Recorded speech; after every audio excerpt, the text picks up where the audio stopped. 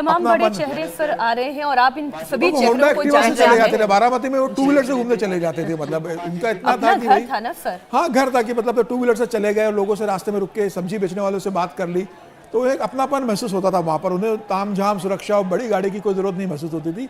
ये उनका अपना बारामती था। जिस बारामती ने शरद पवार को बनाया, जिस बारामती ने अजीत पवार को इतना बड़ा नेता बनाया, जिस बारामती ने शरद पवार को मुख्यमंत्री और अजीत पवार को उप मुख्यमंत्री बनाया, आज वही बारामती अपने बेटे को अंतिम विदाई दे रहा है। पूरा बारामती इस गमगीन है लेकर, और मुझे लगता है कि आज पूरा पश्चिम महाराष्ट्र और महाराष्ट्र के लोग तमाम जो अजीत पवार से अपने आप को जुड़ा हुआ महसूस करते थे, आज वो बारामती पहुंचे हैं, बाय रोड पहुंचे हैं, बस से पहुंचे हैं, कोई ट्रेन से पहुंचा है। बिल्कुल आप ठीक कह रहे हो सर। तमाम जो महाराष्ट्र की अलग अलग राजनीतिक दलों के नेता हैं वो भी यहाँ पर पहुंच रहे हैं। बहुत सौ के नाम समीर जी हम नहीं पहचान पा रहे हैं। सुशील कुमार शिंदे ये श्रद्धांजलि देते हुए नजर आ रहे थे, पूर्व गृह मंत्री रहे महाराष्ट्र कांग्रेस के बड़े नेता आएंगे। अजीत पवार जी का भाई कांग्रेस में लंबे समय रहे, मतलब शरद पवार के साथ जब सरकार 2004 से लेकर 2014 तक जब महाराष्ट्र भी सरकार रही है प्रदेश में कांग्रेस की, और 2004 से लेकर 14 तक केंद्र में भी सरकार रही, तो अजीत पवार महाराष्ट्र की सरकार में बड़ी भूमिका निभाते रहे। तो आज सभी लोग अपने एक अजीत दादा को, किसी के वो मित्र थे, किसी के वो बड़े भाई थे, किसी के लिए वो छोटे भाई के समान थे। अजीत शरद पवार के मित्रों के लिए भी वो भतीजे के समान थे, जो शरद पवार के भतीजे थे। तो कई सीनियर लीडर को अपने भतीजे के रूप में मानते थे।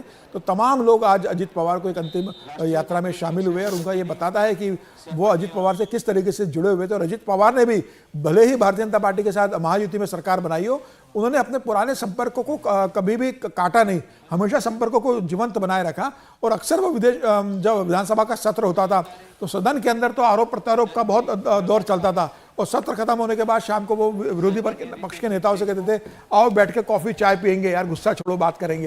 और वो सबको बुला लेते थे अपने कक्ष के अंदर और बातें करते थे। और कई बार मजाक में कहते थे कि भाई आज तो हमारे साथ आप विपक्ष में हो, विरोध में हो, कल तो मैं आपके साथ ही था, तुम्हें तो आपका भी हो सरकार का भी हो, तुम मुझसे नाराज मत हो, सबके काम होंगे, सबके विकास के काम होंगे, सब विधायकों को फंड मिलेगा अपने क्षेत्र में काम करने के लिए। वित्त मंत्री होने के कारण उनको जितना संभव हुआ उन्होंने प्रदेश के लिए किया, सभी विधायकों का वो ध्यान रखते थे। और यही कारण रहा कि आज सब लोग अजीत पवार की अंतिम यात्रा में शामिल हुए। कोई ये मानने को कल तैयार नहीं था कि भाई अजीत पवार नहीं रहे। सबको ये लग रहा था कि काश उसमें अजीत पवार न हो या वो बच जाए, लेकिन किसी को इस बात की उम्मीद नहीं थी कि अजीत पवार इतने जल्दी, अभी 66 साल की उम्र में थी और बड़ी लंबी राजनीतिक वो लेकर चल रहे थे कि भाई बच्चों को राजनीति में सेटल करना है। और राष्ट्रवादी कांग्रेस पार्टी जो एक समय राष्ट्रीय दल हुआ करता था, वो एक राज्य का दल बन गया है। तो अपने नेताओं से कहते थे कि भाई इसे वापस राष्ट्रीय दल बनाना है। राजनीति में राहें अलग बेशक हैं, लेकिन कड़वाहट मन में कभी नहीं आने दी। रितेश देशमुख भी आप देख रहे हैं इस वक्त तस्वीरों में, रितेश देशमुख भी पहुंचे हैं अजीत पवार दादा को श्रद्धांजलि व्यक्त करने के लिए, उनके इस अंतिम सफर का हिस्सा बनने के लिए। और एक एक करके जितने भी राजनीतिक दलों के नेता हैं वो श्रद्धांजलि दे रहे हैं, पुष्प अर्पित कर रहे हैं अजीत पवार को। ये उनका आखिरी सफर है, इसके बाद पंच तत्व में अजीत पवार दादा विलीन हो जाएंगे। यादों में हमेशा अजीत पवार दादा को याद किया जाएगा। और जितने लोग इस वक्त विद्या प्रतिष्ठान मैदान में मौजूद हैं उनकी तरफ से यही नारे लगाए जा रहे हैं, अजीत पवार दादा अमर रहें। दादा की भूमिका में हमेशा अजीत पवार ने एक बड़ी महत्वपूर्ण भूमिका निभाई, अपने परिवार को संभाला, पार्टी को संभाला, चाचा के साथ लगातार काम करते रहे। चाचा शरद पवार के साथ उनके रिश्ते जो हैं वो गुरु शिष्य वाले रिश्ते हमेशा रहे, जहां प्रेम भी था तो विद्रोह भी था। जब बात अपने पर आई, जब बात अपनी नई भूमिका को तय करने की आई, तो अजीत पवार ने राहें जुदा भी कर ली। और उस वक्त का वो बयान काफी चर्चाओं में रहा था जब एक टीस अजीत पवार के दिल की थी जो जुबा पर आ गई थी, जिसमें अजीत पवार ने कहा था कि क्या मेरा यही कसूर है कि मैं इनका सगा बेटा नहीं हूं। बिल्कुल, उन्होंने समय इस बात का जिक्र किया था, लेकिन बाद में उसके लिए उन्होंने खेद भी प्रकट किया था कि मुझे ऐसा नहीं कहना चाहिए था, क्योंकि मुझे जो राजनीति में अनुभव मिला है, राजनीति में मुझे जो कद मिला है और राजनीति में मुझे जो सम्मान मिला है, उसमें शरद पवार जी की, मेरे चाचा की बड़ी भूमिका है। और बाद में उन्होंने इस बात को भी स्वीकार किया था कि सुनेत्रा पवार को सुप्रिया के खिलाफ बारामती से चुनाव लड़वाना का भी फैसला गलत था, मुझसे ये गलती हुई। और वो इस बात को रियलाइज़ कर रहे थे कि भाई परिवार को, राजनीति को अलग रखना चाहिए। और बाद में वो इस कोशिश में लगे थे कि उनसे जो गलतियां हुई है वापस परिवार हो। शरद पवार से वो मिलना शुरू कर दिया था, सुप्रिया सुने से उनकी बातचीत ज़्यादा होने लगी थी कि भाई कैसे परिवार को किया जा सकता है। तो मुझे लग रहा है कि अब उस दिशा में वो बढ़ गए थे कि अब परिवार को वापस राजनीतिक रूप से एक करना है।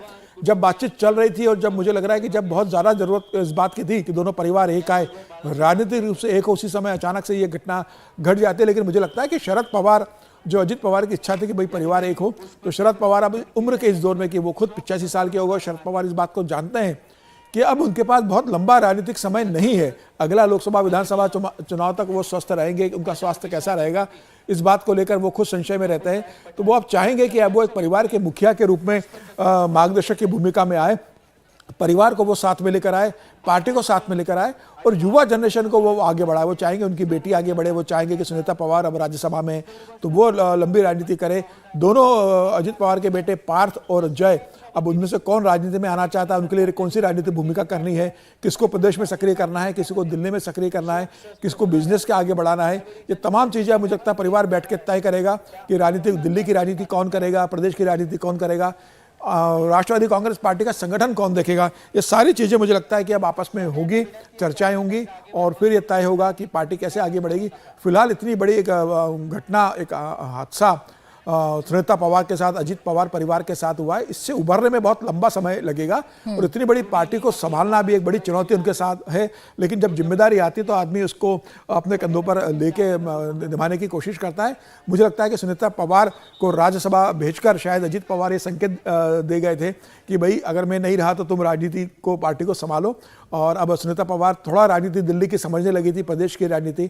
तो अब सुनील तटकरे जो अध्यक्ष है अभी राष्ट्रवादी कांग्रेस पार्टी के, प्रफुल्ल पटेल जो कार्यकारी अध्यक्ष है, ये लोग मुझे लगता है सुनीता पवार को सपोर्ट करेंगे। 41 MLA आज अजित पवार के दम पर जो जीत कर आए थे वो सुनीता पवार, पार्थ पवार के साथ खड़े रहेंगे और मुझे लगता है कि पार्थ पवार या सुनीता पवार में से कोई पार्टी की बागडोर संभालेगा।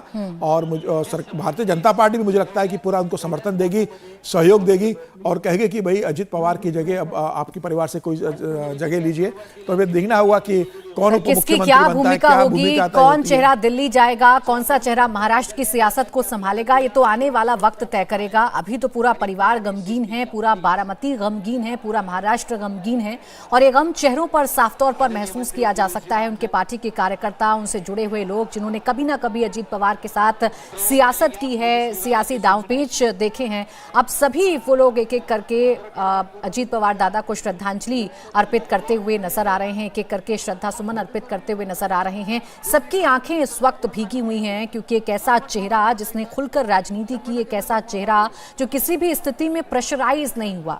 अजित पवार चाचा के साथ सियासत के गुण सीख रहे थे, शरद पवार ने उन्हें सियासत की ABCD सिखाई, लेकिन जब लगा कि अब इस बरगद के पेड़ की छाया से निकलना होगा तो अजित पवार ने वहां से निकलना ही जरूरी समझा और निकलकर अपनी जो ताकत है उसका एहसास भी कराया।